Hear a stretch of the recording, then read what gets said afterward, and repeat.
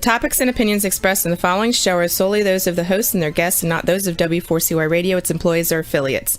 We make no recommendations or endorsements for radio show programs, services, or products mentioned on air or on our web. No liability, explicit or implied, shall be extended to W4CY Radio, its employees, or affiliates. Any questions or comments should be directed to those show hosts. Thank you for choosing W4CY Radio.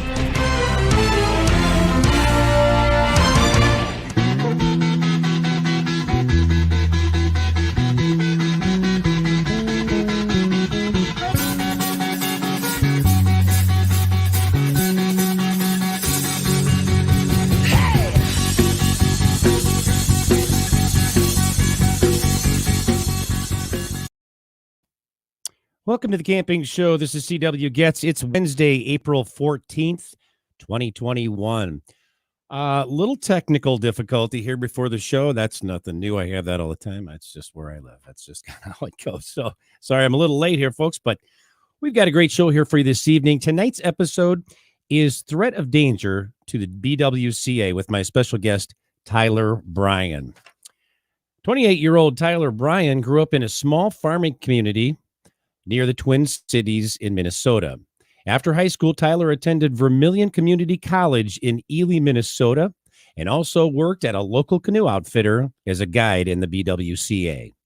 Upon graduating from Vermilion Community College, Tyler enrolled at Bemidji State University, where he graduated with a Bachelor of Science and a minor in wetland ecology. Tyler is currently attending graduate school at the University of Saskatchewan in Canada. His studies, as of late, focus specifically on the effects that pesticide pollution has had on the duckling population.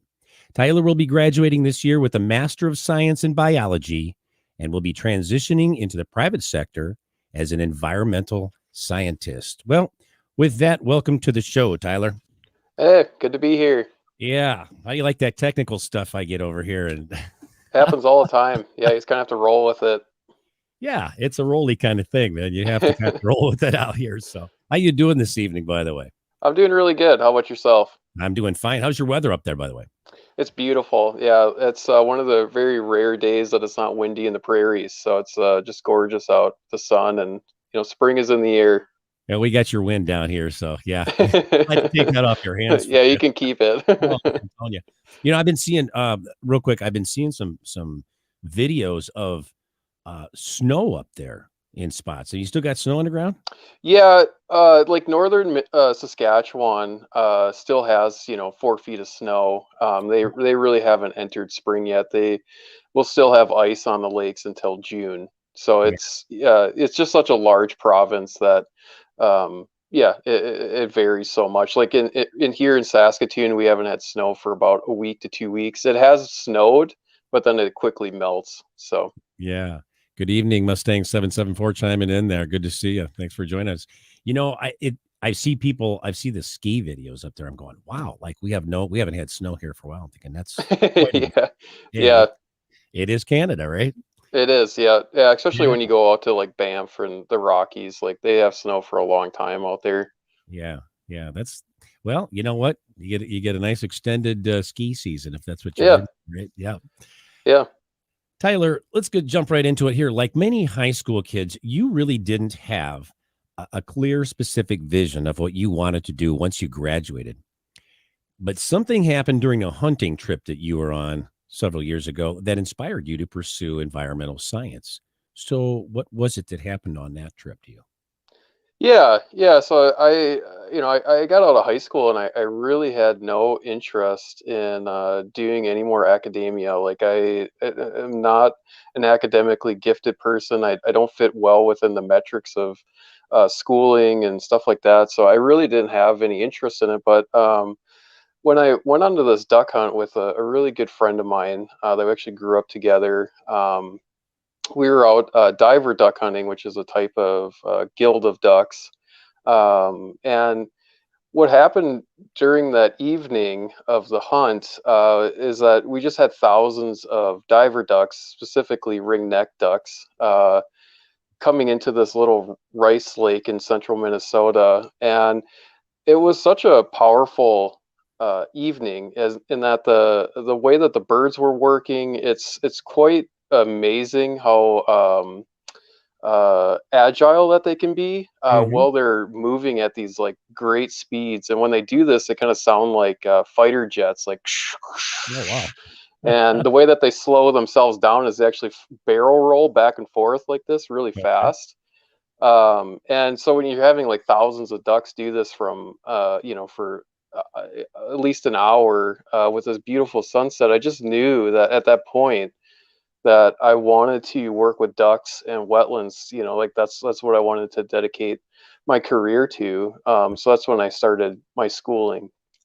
That's pretty cool. That's a great story. So, I mean, Yeah. you were out there, you're like, you know something? Bam. It hit you. Yeah, I mean, to me, it was kind of like a burning bush prophecy, right? Like, Yeah, I it mean, really nothing, no things talked to me, but it was just like this feeling, like this, is. like, like that this is what I was supposed to do. Like, that's kind of what I wanted to do, and be really passionate about because, money's not everything. Like, it's something that is moving me and I'm passionate about is like environmental things and such like that. I mean, it's good to have food, money Yeah, helps. exactly. Live in comfort, have a roof over your head sometimes, Yeah. so But to have a yeah. BMW parked in the driveway isn't what it's all about either. So No, exactly. I agree. Exactly. You got to have a Lamborghini. No, I'm just joking. Yeah. So, Yeah. Well, maybe. right. Yeah. Yeah. I think we'd rather have Jeeps or something along those lines. I Yeah, know. exactly. Well, you once worked as a guide for a canoe outfitter in the Boundary Waters. What sort of general knowledge did you gain from that experience being a guide?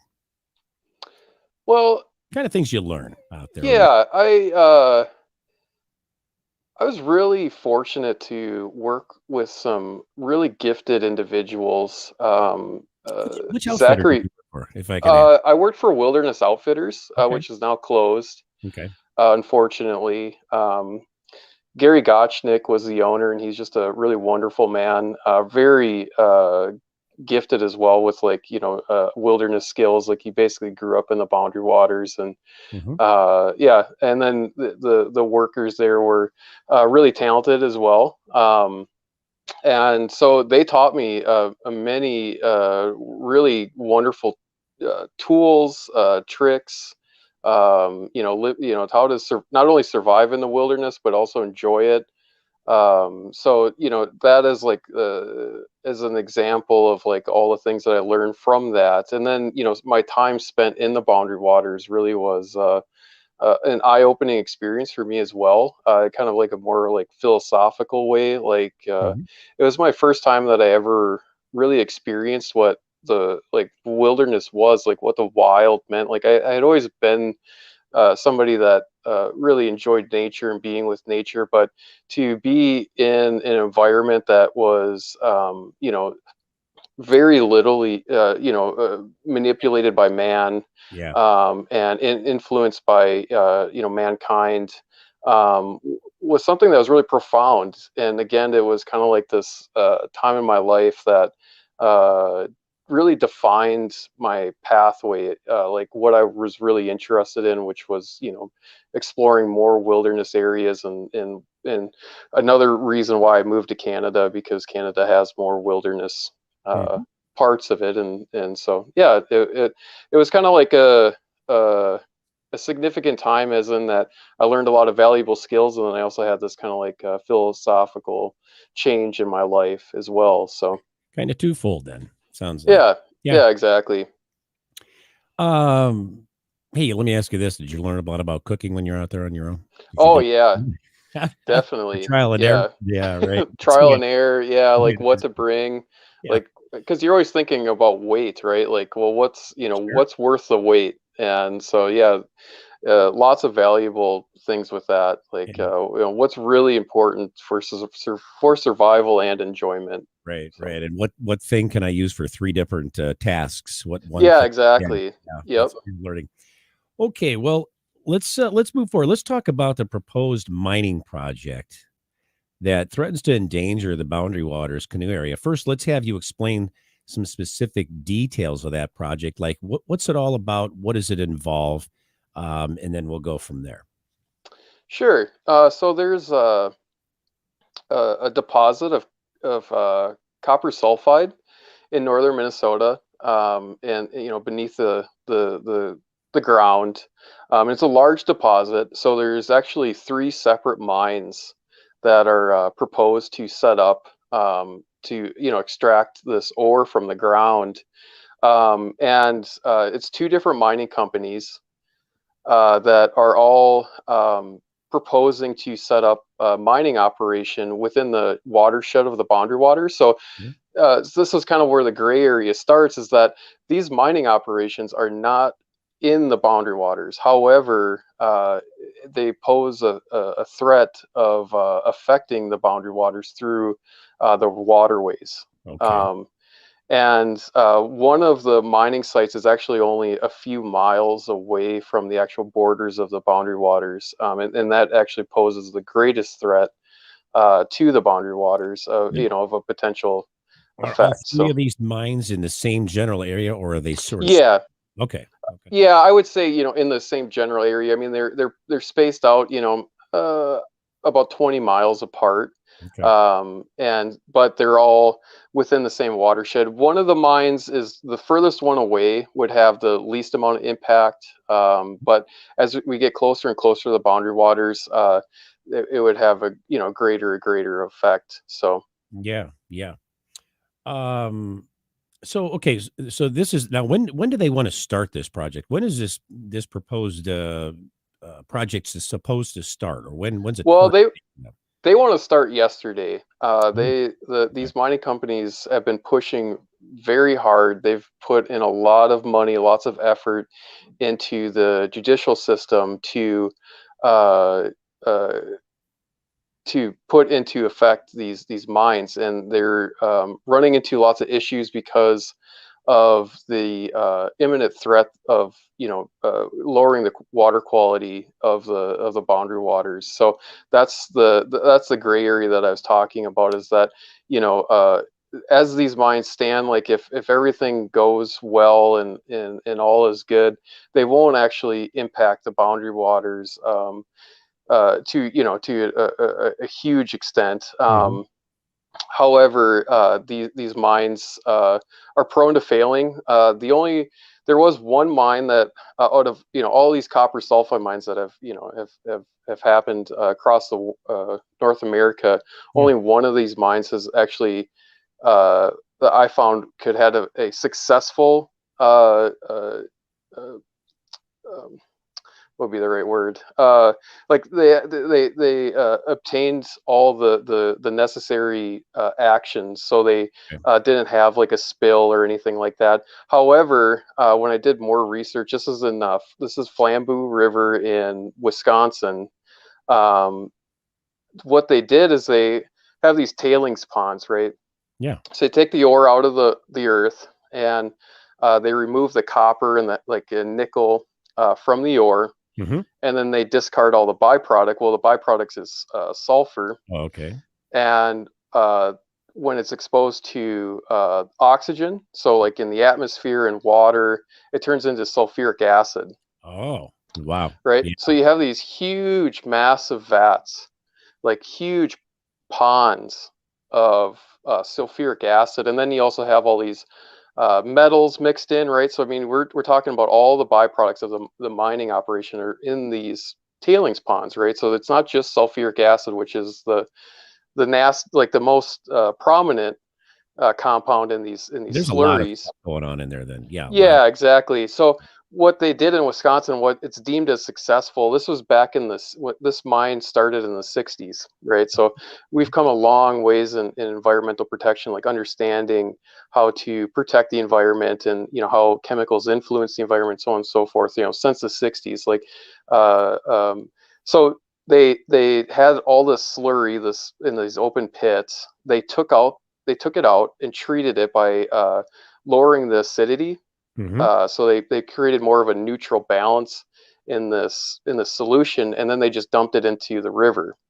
Okay. Well, that wouldn't fly nowadays, right? To me, that's not successful. They're deeming it as successful because the mine met all of the stipulations that the Wisconsin DNR set. Regulations, sure. Yep. Yeah, and they said, "Yep, like you did everything that we asked, and we've deemed it as a successful mining operation. Now the land's been turned back into a natural, like grassland treat area."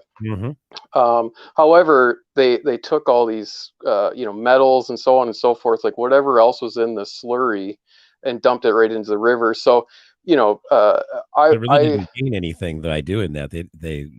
You were good here, but then you went and did all that. You just dumped this right back into the I mean, basically what happened is, sure, like you didn't see all this mass die off of fish, right? Like what would happen if you just release the acidic slurry into the water, and you had all these major issues right off the bat. But you're influencing the environment by adding all these heavy metals to it and so on and so forth. So that's the only actual successful mining operation, a sulfide mining operation that I could find that's deemed successful. However, most of these mines, actually all the rest of these mines, actually had major failures where they, what does that mean, failure? What happened? What does that mean when you say? Well, so the most common thing that happens is so these vats, they have, I'm calling them vats, but they're actually just like these open ponds, these massive open ponds. Is that what they call an open pit, like open pit mining? Well, that can be done. Like to actually the mining, so they open up the earth and then they just extract the ore. That's only if the actual deposits are close to the earth surface. Whereas the ones that are by the boundary waters, actually, they need to have an elevator shaft that goes down into the earth, and then they extract it that way. What I'm talking about is like they create these big ponds. So these just like big, massive open spaces, like a huge massive swimming pool, let's say, right? Like just I mean, it's basically like a little lake, and they line it with a plastic so that the acidic solution doesn't go into the earth and affect water and stuff like that. What usually happens is that gives way at some point, right? I mean, this is just built up earth. It's just soil and maybe some rock and so on and so forth. It gives way, and it allows all that solution to then flow and go into the waterway. And that's happened, happened to all other mines, is that this opens up, it's a failure, it goes into the environment, and it has, detrimental effects. So what you're saying is that's almost inevitable to happen. Yeah, it's especially when you go to Ely and Babbitt, like that area, you hear a lot of like, well, we want mining and clean water, and it's I don't want to say that it's impossible, because anything's possible to an extent, right? But the likelihood of the mine actually being able to contain all this, as it just hasn't been proven anyways. Like and that's basically what the mining companies are trying to prove right now, is that they're going to provide steps that this will not happen. It is, they're trying to have some sort of guarantee that it won't happen, but it's incredibly unlikely that they could operate and still not have a failure into the future, right? Because we're not just talking about the actual operation, which will happen for decades. But then afterwards, what do you do with these huge, massive ponds of tailings? They're called tailings ponds. That they're just going to sit there, and eventually, more than likely, it'll fail. Like a weather event will happen, or something along those lines. And that's what's happened in the past, over and over again. So yeah. So let me ask you this: what would be the footprint of that direct mining operation? Well, the actual footprint is small. Like I said, it's not open pit, so it's not like they're opening up this huge, massive area on the surface of the earth. They're actually going beneath and removing.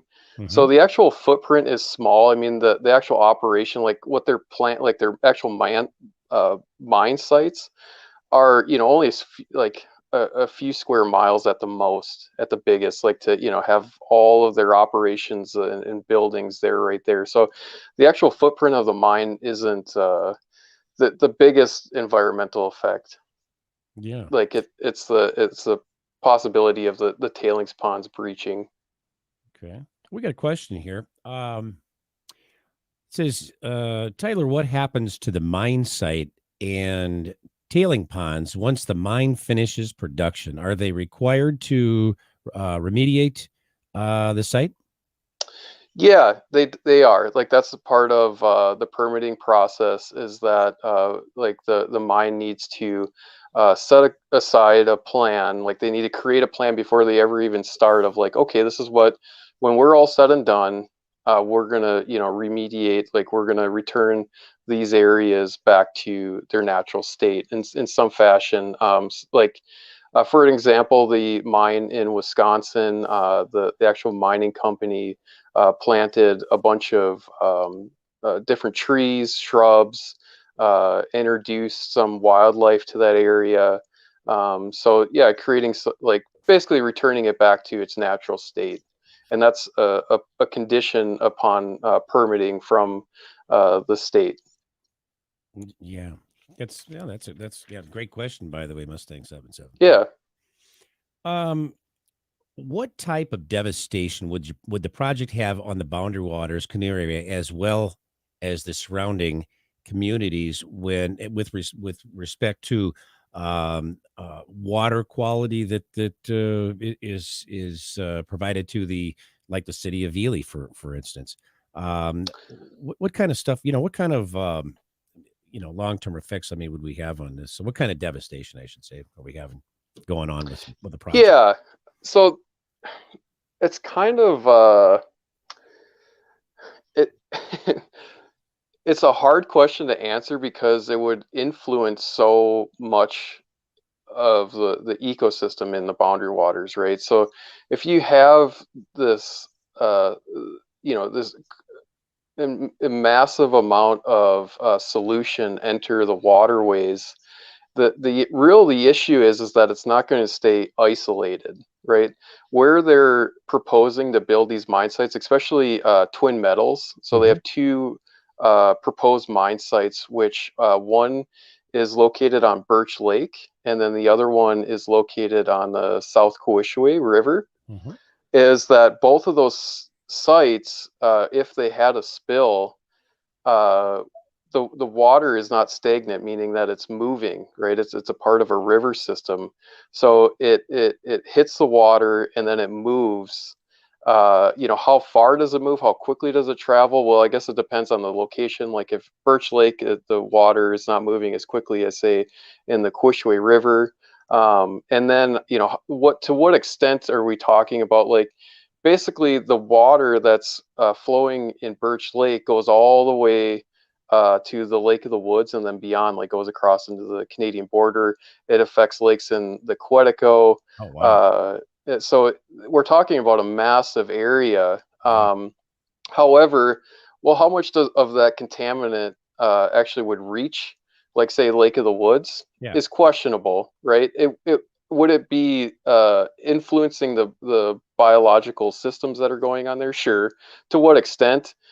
It's probably not that great, right? It might be like an increase of mercury, say in Lake of the Woods or something like that. All right. Whereas, systems like Little Gabbro, Farm Lake, which are all from the proposed twin metal site on the South Coishaway River, those lakes would be devastated because the actual acidity of the water would like decrease, like the pH Right. in the water would decrease. The water would become more acidic, and aquatic life are very sensitive to those types of changes. Like a change in 2 pH, so like dropping from say a neutral point of like 7, which Mhm. water is roughly at, Mhm. to down to 5, which is easily done because sulfuric acid, which the slurry would turn into, would be sulfuric acid, Right. is at a pH of 2. Wow.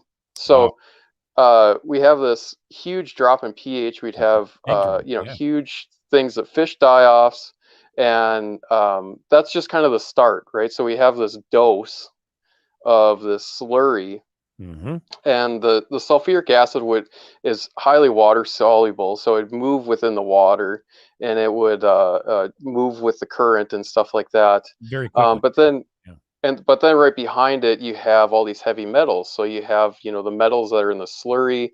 You also have mercury, which is just in the environment now because of like gasoline combustion. Yeah. So you have this effect from the acid actually makes that mercury biologically metabolized. So like mercury can just pass through you when it's in a certain kind of state, Mm-hmm. but when it's introduced with sulfuric acid, it turns into a form that's much more easily metabolized, so it enter organisms much more easily. Oh, So you wow. have this long-term effect, Yeah. right? Of you're not you have this initial stage of like die-offs and huge disruptions to the ecosystem That's like the initial thing. at the initial time, Right. right? That Right. could last, a year. I'm kind of referencing. So in British Columbia, they had a sulfide copper mine that breached the tailings ponds and dumped. I can't remember how many metric tons of. It was a lot. We'll just Hmm. say it's a lot. It's Yeah. a huge quantity of this, slurry into the Fraser River in British Columbia. And they were seeing effects for many years. But the mass die-offs of the fish and everything like that was about a year. So for a year, it's having huge detrimental effects on the aquatic system. And then we're seeing this in like uh, much less noticeable, like higher heavy metal contamination in the ecosystem, stuff like that, that can impact an ecosystem for Years. decades, centuries. Yeah. Right. And so essentially making a lot of the fish inedible to like humans and stuff like that. And then also like the point that you brought up initially of like, well, contaminating water, Mm-hmm. like I don't know where Ely gets its drinking water, but Yeah. I know for Babbitt, it would have huge effects on their Municipal water. populations, like their Yeah. municipal water and stuff like that. So, yeah, I mean, it would be devastating to say the least. That it's such a multifarious issue that would happen because of all the contamination and the flowage that's going through this area, right? Like if it just stayed in one lake, okay, it'd be isolated to that Okay. one lake. Yeah. That one lake would be devastated. However, it wouldn't, spread and contaminate more lakes. Where this system is very it has a high flowage. So Yeah. Prone to do that. I'll tell you what. Let's take a quick break here. We'll come back, but don't go away. We'll be back with more of the camping show on W4CY Radio and Talk 4 TV after these messages, and we'll read some of these messages that came in here for us. Okay, back in a bit.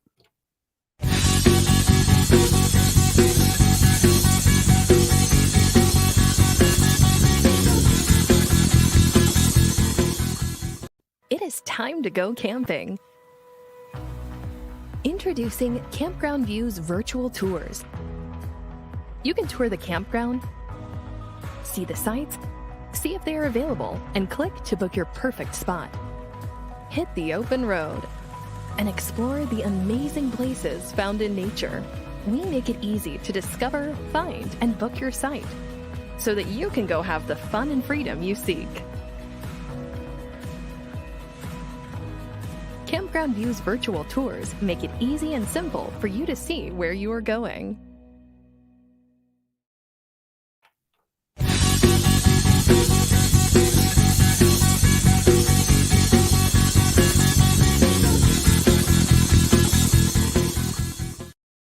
And we're back with our guest, Tyler Bryan, on the camping show. we left off talking about some of these long-term effects that would happen here. I'm going to ask you this, and then you may have talked a little bit about cleanup, but is there anything about the cleanup that you want to expand on? As far as the cleanup of this operation once it takes place and they say, okay, we're done. Anything you want to add to that? Sure. I didn't really talk about what I initially said about how they would, return the mining site, back to its natural state. That's presuming that everything is kind of a hunky-dory, right? Like that there wasn't any disasters and the tailings ponds didn't break and so on and so forth, right? But however, if there is a disaster, then that has different implications, right? That not only is the mining site compromised, but then you have all these waterways and lakes and streams that have been compromised by this solution, right? Right.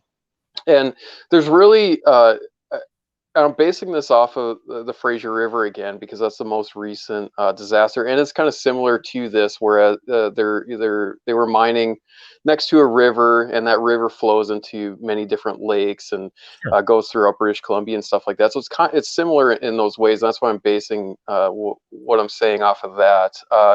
And they didn't have really anything that they could do to, once the disaster started, all they could really do was mitigate the effects by not allowing it to continue to flow, like the tailings ponds to continue to flow into the river. So, they immediately went in and tried to, build back up these brims, and they did try.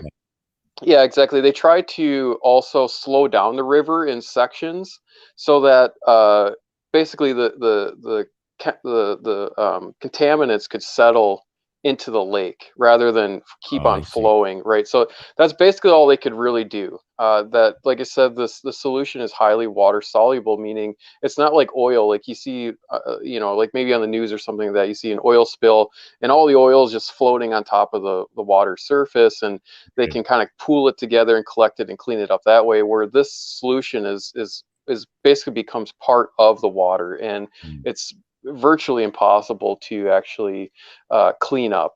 It's basically trying, like, damage control, basically. Yeah, once it's flowing, it's flowing. Lance wants to know, could the acidity of contaminated lake, let me try it again in English. Could the acidity of a contaminated lake not then get redistributed via evaporation, then precipitation?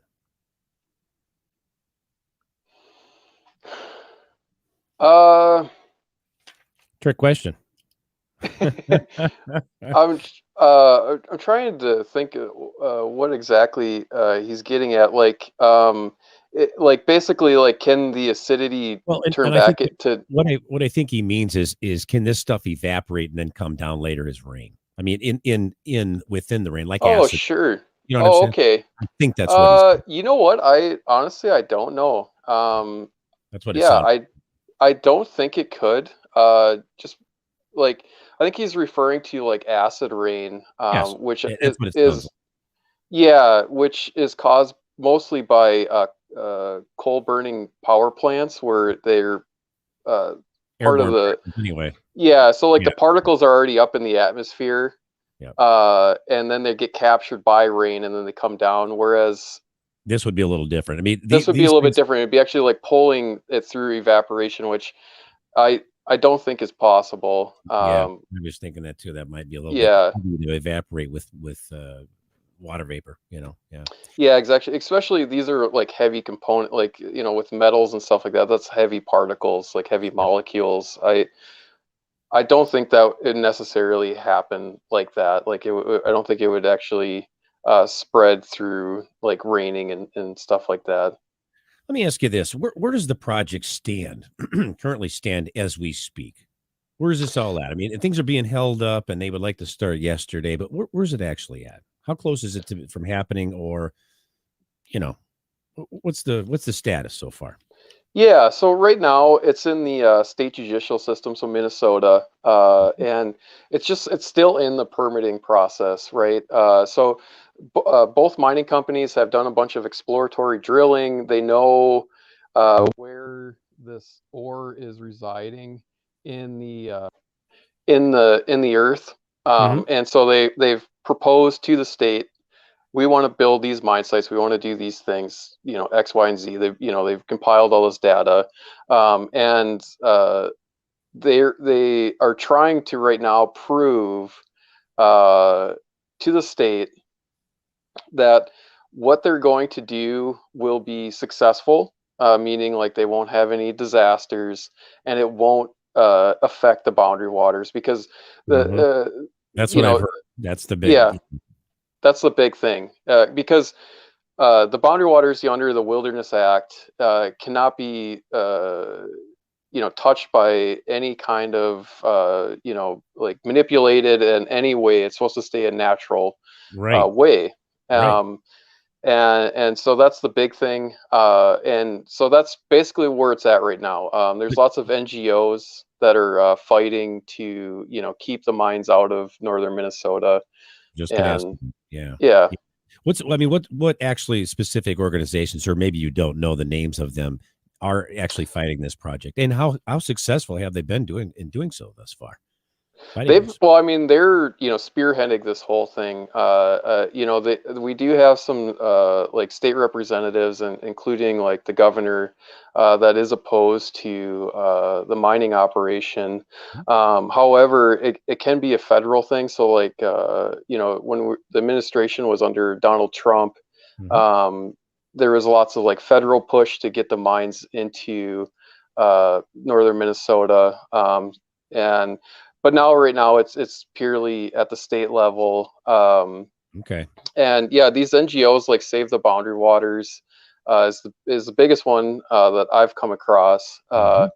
is really spearheading this whole effort, that they're providing legal assistance, and creating spreading the word with public awareness, so to address these issues that of potentially impacting the boundary waters. I have to ask you this real quick. Now, I've got one. I'm going to ask you about the pros and cons of this. And by the way, before I do that, Rick got uh, Tunis Richards, Lance, and I think it's Clapham, and Mustang 774. You guys, thank you for chiming in here. We've been doing questions and comments, and I really appreciate that. I'm sorry I haven't gotten to read all of them.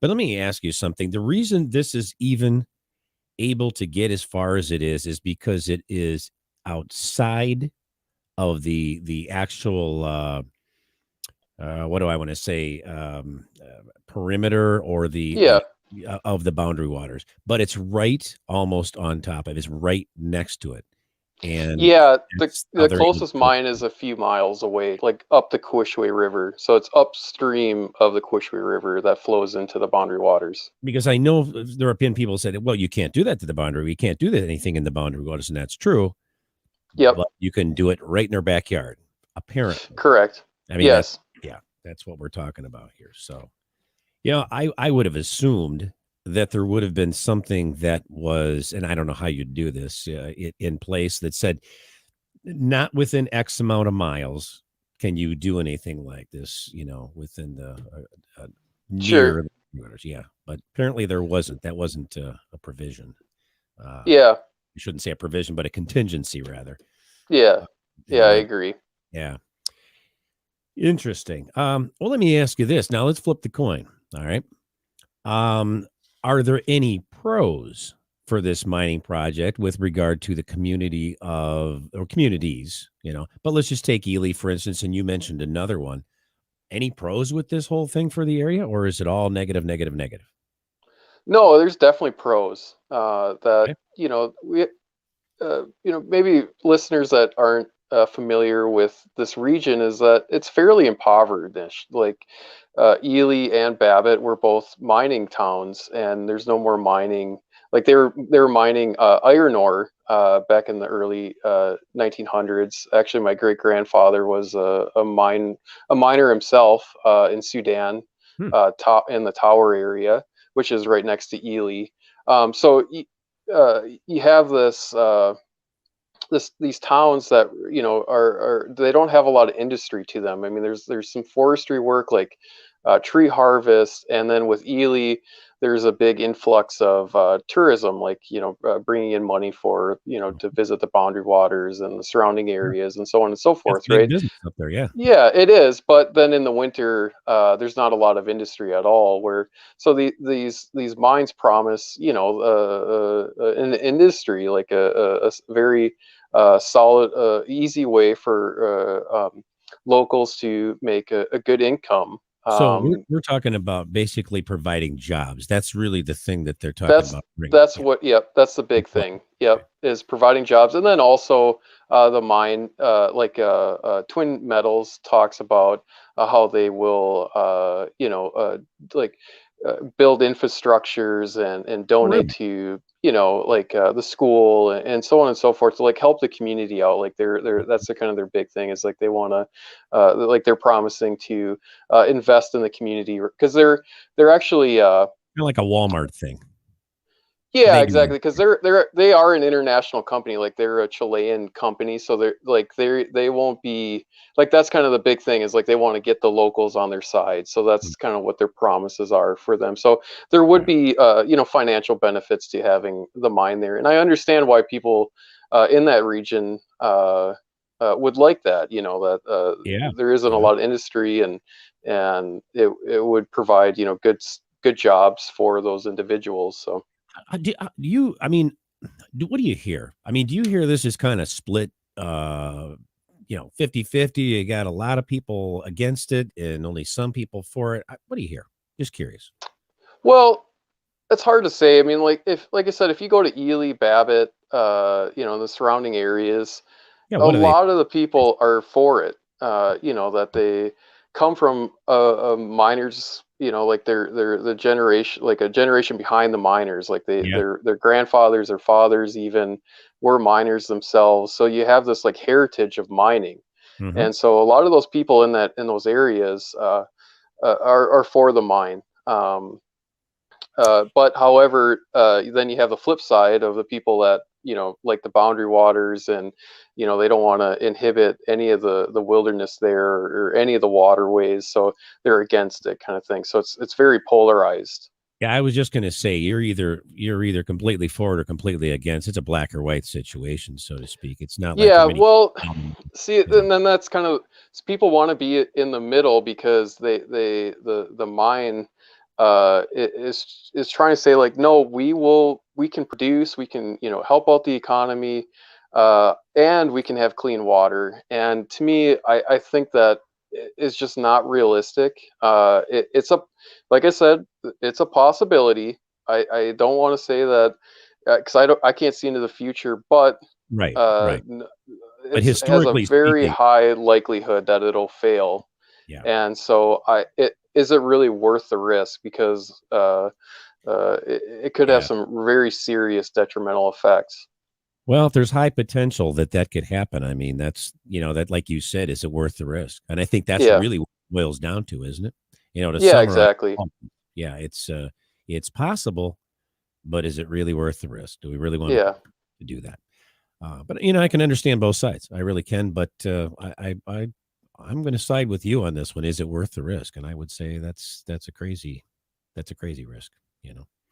yeah, Uh, yeah. I mean, yeah, I'm clearly biased. Like I love the Boundary Waters myself, but absolutely. so yeah. Yeah. I've been there. It's a beautiful area, and I tell you one thing about Ely, and I don't know, think I went through the other town that you mentioned, but when you go through Ely, um, if you don't have a canoe on the top of your vehicle, Yeah, you're sticking you out. stand out like a sore Yeah, thumb. Absolutely, it's like you must yeah, be an outsider right there. And so yeah, absolutely. Uh, Mustang 774 real quick, and then we're going to send it. I can see how this would be very controversial in the nearby towns. Well, absolutely. They're going to be affected in one way or the other, positively with the financial, end of it. And it could be very negative, uh, negatively affected if things go wrong, which there's a high likelihood of that happening from what you're saying, yeah. Tyler. Tyler, why don't you real quickly here tell us about your YouTube channel? And we got a real quick question. We've got about 2 minutes left here. Okay, sure. Yeah, so I started a YouTube channel last year, mostly to address this gap that I saw between the scientific community and the general public.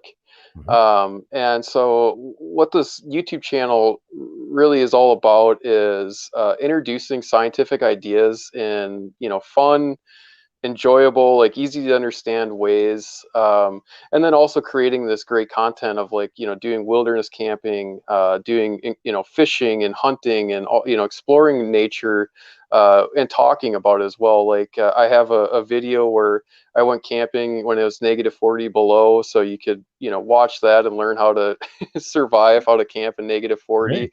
Or I have videos that are going to be coming out of like talking about how mercury pollution affects waterways, throughout North America and the world.